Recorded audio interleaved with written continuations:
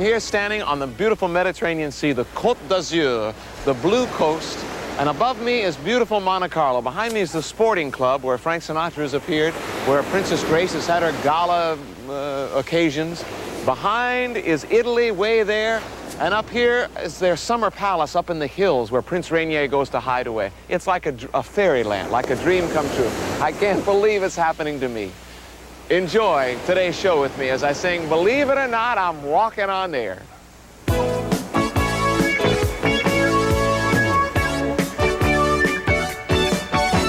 Believe it or not, I'm walking on air. Never thought I could feel so free. Flying away on a wing and a prayer. Who could it be? Believe it or not, it's just me.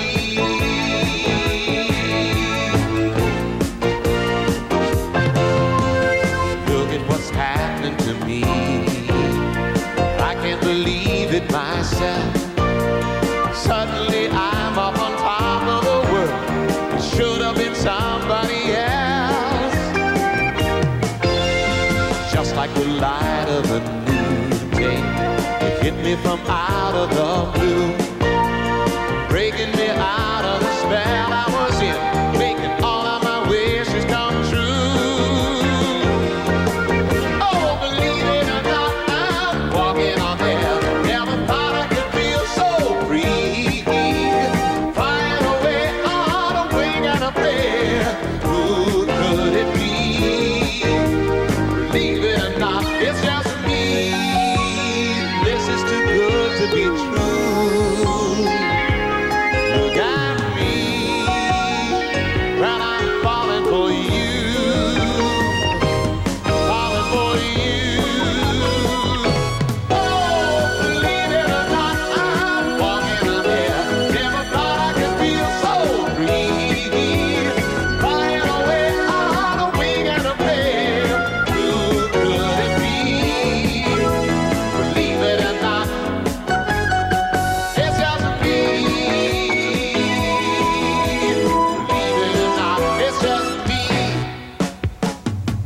Back. Stay with us for another great show from Monte Carlo.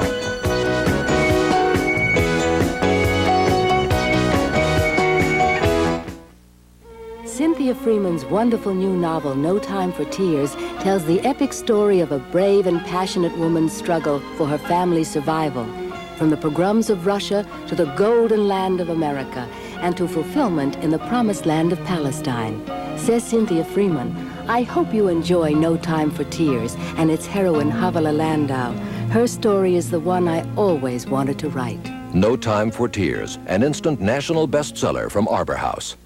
Hi, Regis Philbin here with some very exciting news from Gloria Marshall. News that'll just make your holidays really a happy one. It involves you, and it involves a new super accelerated weight loss program at Gloria Marshall. It's designed to give you a new figure in a hurry. And by the holidays, you'll be looking at a brand new person in that mirror. And incidentally, there's a new salon opening here in Southern California for Gloria Marshall. It's located in Montebello at the Montebello Mart. And in honor of this grand opening, Gloria is offering a 20% discount on all of her salons, all over Southern California. So it fits in very nicely, too. 20% off, and this new accelerated program designed to give you a new figure in a hurry. You really should take advantage of it, okay? And don't forget, the new salon in Montebello is opening in the Montebello Mart. You ought to go by and take a look at it. And you'll see a brand new, lovely salon with all of the equipment there, and the counselors, and the controlled diet, and now the accelerated weight loss program, with you in mind for the holidays. Go ahead, call right now. Thanks. I love to snack on prunes from California. They were born as plums, but now take a look and see. They're moist and sweet and plump, just right for snacking. I love California prunes 'cause they're plum good naturally. Today's prunes, plump, moist, and snacking good. I'll pour some wine, Linda. We are sitting here, ladies and gentlemen, Linda Lavin and I are sitting here in a restaurant that is just a stone's throw, and we've tried to throw stones at the palace of Princess Grace and Prince Rainier. Linda Lavin, award-winning actress from Alice, and I have been discussing not Alice, but been discussing the French countryside, French customs. Is this your first time in Monaco? In Monte No, Carlo? this is my second time in Monte Carlo. I was here briefly in April for pleasure, as I am now here for pleasure. Yes. But You that almost was said simply... this was work. I almost caught you saying, Mona, we're in this It's beautiful immensely little pleasurable. cafe. Oh, yes, this is wonderful. It's a wonderful place. It Yes, doesn't exist, but it's wonderful. What do you mean? I feel like I'm in the French Brigadoon. This Don't is you think real. this is a very, as you said, fairy tale place, Yes, and that it looks like it's been painted by set painters, and indeed real people live here. But it's a very special place. There are There's no taxes dirt. here, and there's no dirt. Yes. You know, When a community where people don't have to pay taxes is very unlikely, and here Yes. it is. And But you talked about coming here before. When you come to a place, you don't just come to a place. She checks out the museums. Linda Lavin is an art buff. May I say that? You go to art museums in the buff? well, you may say that, Just and I like- can slap your face and throw the. I'm a student. I don't. I took an art history course in college, and I don't remember a lot about it. But I love this about you. I never would expect, It's- when you see you on Alice, you would never expect you to be the art buff that you are. You really go at it. well, I have a sweetheart who knows a great deal about art, and so it's a treat to go to museums with him. And other than that, for me, art is a visual and an emotional treat. I went today to the Chagall Museum in Nice and was able to see the Bible studies, huge canvases, paintings of stories from the Bible. And I was immediately moved, and you know, that Sure. happens to you sometimes Yes. when you walk into a room, you don't know why. But it's the subject matter, it's also Chagall and his innocence and his colors and his Yes. uniqueness. Do you And, collect as well? Might you ever own a Chagall? probably not, John. They're very expensive. know. And, but I guess what I'm asking is, would you invest in would- art to that extent? I have invested in young artists, and I have, my biggest investment is that of an American Indian painter. I have a tapestry of his, as well as a lithograph, but I don't think I'd ever be able to afford a master like Chagall. If you could afford it, would you put that amount of money into art? You If think I you could would? afford it, would I put that amount of money into I'm art? talking about putting Would I buy a $100,000 Chagall? on the wall. There it sits on the wall. You can't play with it. You can't hear music from it. You can't ask it things. I don't know, John. Yes, I do know what you're saying. If I could afford it, and if I were a melon, or yes, of course I would, because it's you don't hear it, but you see it. Yeah. As long as I could see, it would give me great pleasure. Art is also an investment, and that's why a lot of people buy art. Sure. I don't do it for that reason, and I'm also not a great impresario. I'm not a person who devotes time to going to collections and buying up paintings. When you go around to these museums, Can I drink do you this, or say- should we yes, just please look do. at it? Yes, I poured that. Well, so here's that to you, John, and being here in is- Monte Carlo with you, which here is is certainly to a surprise art. to me. Here- Thank you. What do you mean? We I told you mean by about this that 3 that my weeks life ago. is a great joy and a surprise, and that to get this call to be invited to come and do this show with you is one of the things that makes life wonderful for me, and it's a surprise and a joy. Thank you and so thank much. you for the opportunity. Merci beaucoup. Et Oui, pas de le même pour moi. Merci, John. Quand vous allez à le musée, voulez-vous parler français avec le This is really terrible French. bien, What I'm trying to Jean. say is, do you speak French when But you you go did. around? You said it very well. I sort of got through. Yeah. Very I good. speak sort of. Do you get an anxiety attack when you start to speak French? Does it happen to you? Yes, is it? I do. I mean, do you feel flushed, and does your heart start to go? Does it make you nervous? I'm embarrassed right now because that was possibly the worst It French was that people very have ever fine. seen. It was bon. It was. très bon. It was un peu bon. I love rolling. It was très bon. I love rolling the R on the top of my mouth because it feels good with your tongue on the top of your mouth. It's one of the few pleasures I get as I approach 40 in December. It's Très bon, like Yes. that. But you do speak enough to speak French as you go along? I try. It was the only language I studied in schools, and so it is my second language. I'm not proficient in it. I have very little vocabulary, but one brings along a book, a dictionary, a phrase book, and one studies, and one attempts to speak. And because we attempt to speak it, we have a very good time here, and the people have been very kind and very hospitable to us. I think they like it when we try to speak to them. Yes. They even don't mind when we make mistakes. Yes. And just now I had an encounter with the upstairs maid, upstairs in the hotel, and I asked her to speak in French. I asked her to speak more slowly, and she did. And she stayed with it until I understood what she was saying. And those exchanges are valuable, you know. Yes. And And you got more towels. You learn, and I got more towels, exactly. Or you make up words. Making up words is a good thing to do. What do you mean? Well, if you don't know a word in French, if you say it in English and put an A, the sound A, the E with the accent, acute, after it, it can sound like a French word. You can fool them into believing that you're speaking their language sometimes. You can say, like what? I am very busy. You can say, I can't think of a word right now, but... Try this. Speak slowly, eh? Fatigué, for instance, is truly a French word, but you could say... Meaning fatigue. I am je suis yes, fatigué. Je suis fatigué. But if you... If you can't think of the right word, you can make up a word that's close, yes. And then they will still not understand you. But then you keep trying, see, and you finally then you do sign language. Yes. And somehow I remember I went to a store in Paris when I first went to Paris 2 years ago. I came over to do the Muppet Show. I had 4 days, and I thought, this is it. I'm not going to be scared anymore. I'm going to go to Paris. I went to Paris by myself. I found myself in a big department store, and there was a string bag in the window, a bag made of string, woven. Yeah. I didn't know the word for string, and so I made up the word. I said, combien d'argent est le sac, the bag, yes. de Oui. and I said étringué. I made a word out of string, because an S is usually an E, and then I added the E at the end of the word. And she didn't understand what I was talking about. But I felt terrific, and we went to the window together, and I pointed to the bag, and she told me how much it was. Well, then it didn't work. No, the whole it thing didn't. that you've been leading No, up but to. we filled up a few minutes here with this dialogue, and now you know how I get along in France. We'll be right back after this commercial. We'll take a pause. À tout à l'heure.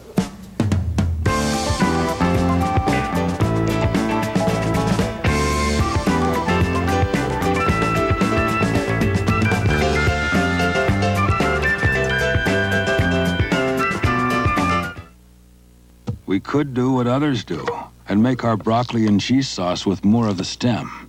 Instead, we use only the best part. And we could make that in our cauliflower and cheese sauce with processed cheese instead of natural aged cheddar. We could take shortcuts on any of our 15 side dishes, but we'd taste the difference. And so would you. Who are we? You've probably guessed. We're Stofers. I'm at Santa Anita with one of the world's most successful athletes.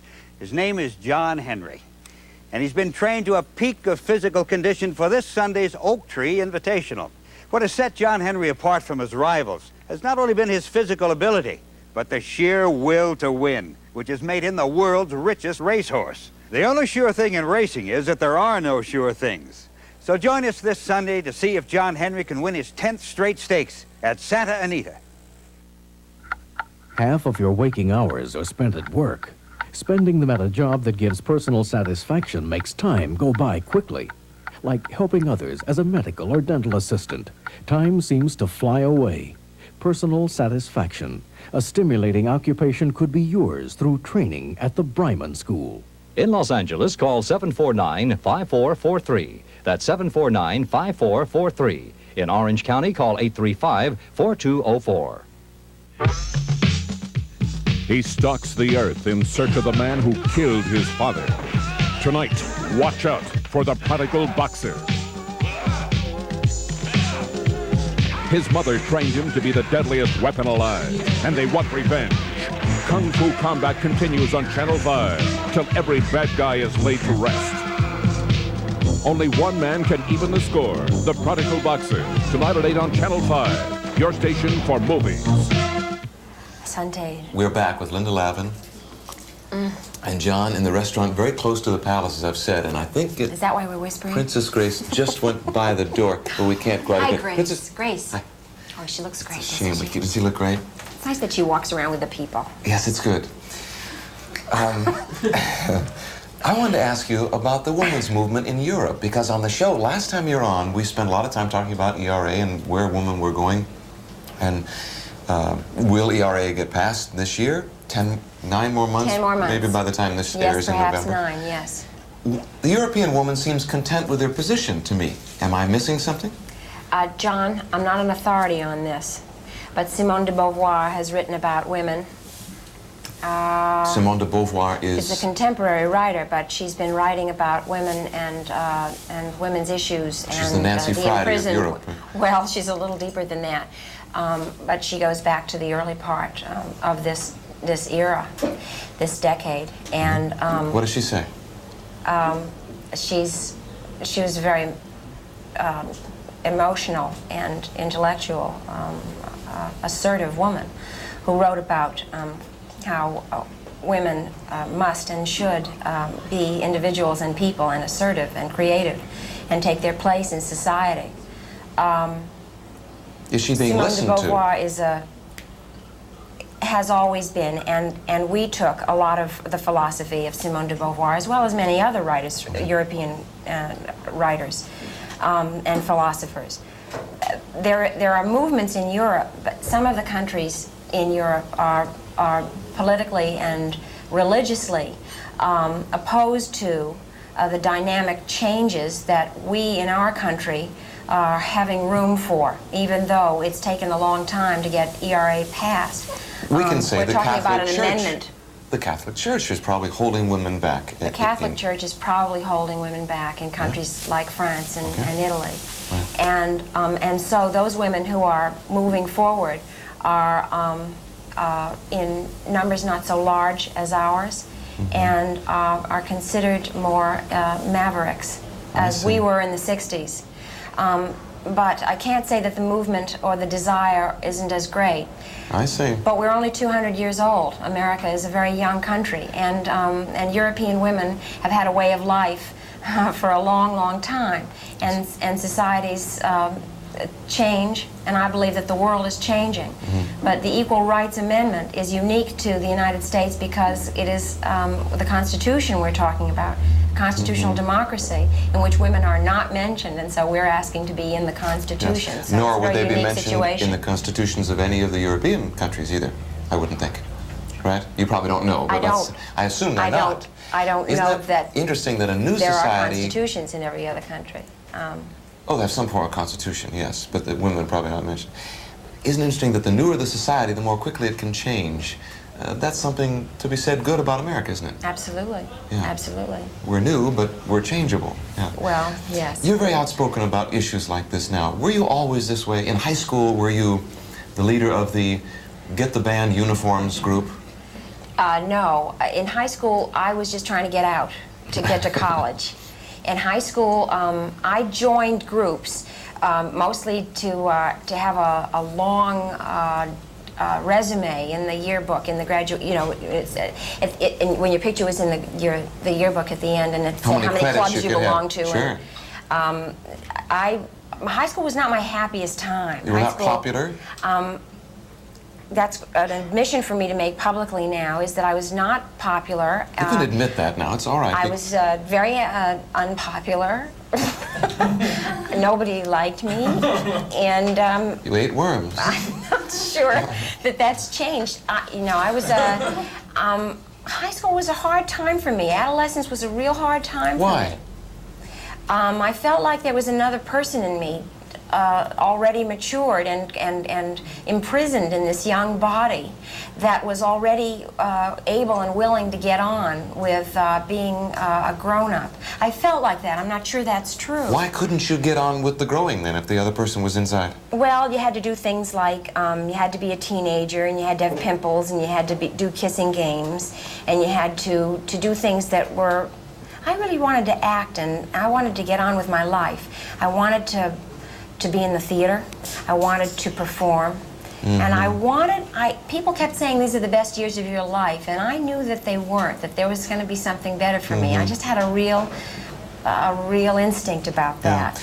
It's a wonderful thing they say when young people come in the room. They say, boy, if he only knew now if he only knew what I know now. Yes. You felt that you knew it then, and people weren't letting you express it. Well, right? I know very few people who had wonderful adolescences. Some people did, and I admire them very much.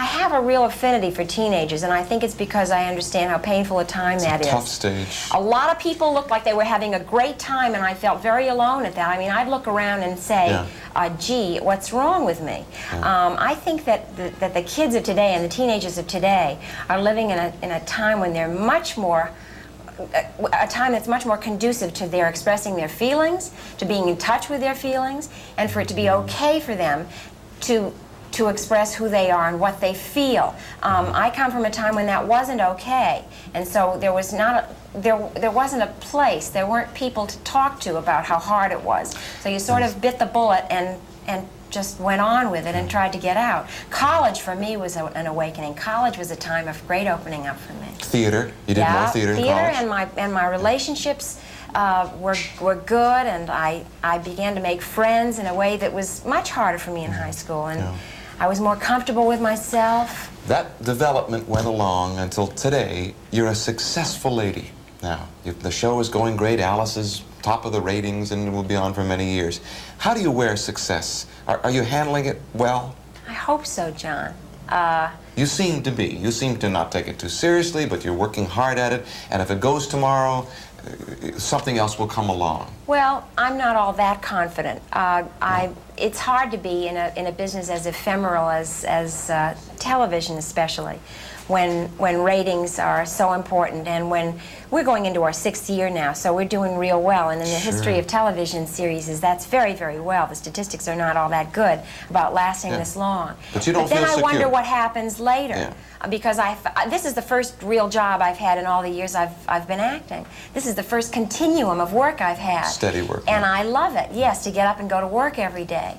On the other hand, I want to do other things. And so I'm conflicted about wanting to have this steady job for the rest of my life, and then wanting Alice, when it's over, to be over and to move on to other things, and to make that adjustment to freelancing again. But success has been joyous for me. I think the great lesson is to learn to enjoy it. It's hard. Has success freed the romantic in you? Do you know what I mean? I think as people become more successful, their emotions bubble and they become more romantic. Would you buy that? I think that I don't make that generality, John. That's interesting. I mean, I hope that's true. I hope that I don't mean, more are and you more a better lover now than you were 20 years ago? I don't mean that. What do you mean? Although if you wanted to comment on that, it'll be all right. No, but here you are in Monte Carlo. This is a romantic place. Do you enjoy the romance of this area? Oh, very much. I'm a sucker for it. Yes, Well, that was gracious, wasn't it? And you probably couldn't get that out 20 years ago. Am I right? I couldn't say it in French. No. Je suis sucre. No, sucre. I think that this is that romance is actually. I think this part should be cut. I love you. You can handle anything. We can just switch better on the phone. No. Let me ask you this. Here we're in a place where Grace Kelly. I know what the answer is. I just didn't like the question. Hi, Grace. She looks so cute, doesn't she? Hi, Grace. Looks taller with the No, crown. I can't right now. But I tell you what. What? Can you call me in an hour? Okay, we'd like to come. I'm sorry. Let me ask you this. Would you ever do what she did? Here's a successful actress. That's a very specific question that I can respond to. They all have been. But go ahead. You responded very well. Would I do what Princess Grace did? Yes. Would you marry a prince? Would you throw away your career? Move to another country? I tell you, there aren't a lot of princes who would have asked a Jewish girl from Portland, Maine to come over and be their princess. It only takes one. So, Princess Linda. It's not, I can see it now. Anything. Here's how I feel, John. I think that Cinderella should not be read to children. And I'm real serious about that. That's a whole big thing. So I am a romantic, but I'm also a realist. I think that people want, and I want romance too. I think that people want very much to believe that we live happily ever after. I'll just be serious for 1 minute now and tell you what you already know is that it's real hard work to live happily ever after. And so I admire Grace Kelly for the job that she took on in becoming a princess. It's not as pretty, I'm sure, as we would like to think it is. It's real hard work what she has to do. She has to be a diplomat. She has to work with people all the time. It's not all that easy for me to be a sociable person as much as she has to be. She has to raise her children in public. She has to live a public life, and I covet my privacy. And so I would not have done that, except that a part of me, of course, would always like to have done that. Yes. And I think a part of every young girl, and I suppose every young boy wants to be a prince. You don't want young people to stop from reading Cinderella. Well, I think what's wrong about Cinderella is that it doesn't help us to learn about reality. I think it doesn't have a sense of humor. I think that's what's wrong about it. Why must everything be real, though? Why can't it be a little fantasy? Well, a pumpkin or two, a mouse running around, a prince, you know, that whole... Why not? I think that we ought to be reading other War things and to our Peace children. at 6. Well, maybe not, but maybe stories that have to do more with certainly fantasy, but fantasy and reality together. When you look at Cinderella today, you can figure out what it's about, and it's certainly about, as are a lot of Grimm's fairy tales, about fantasies based on emotional and sexual hidden problems, and parents and mothers and stepmothers. I never saw all this in Cinderella. Oh, it's full of stuff like that. I thought it was about trying on shoes. Yeah. I had no idea. Yeah, and you thought that if you had the best shoe size, you'd get the prince. See, and what about the girl who has the large foot is what's wrong with that. She can't make it. Big feet are no good. Well, you're right. That's right. That's right. Linda so Lavin, there she thank is. you. This has been charming. Thank you, John. I would love to travel through France with you anytime you'd like to. Thank you. I'd always like to do that with you. We have to break away and say we'll be right back from Monte Carlo. Hi, Grace. Hi, Grace. I'll be right out. Be right back.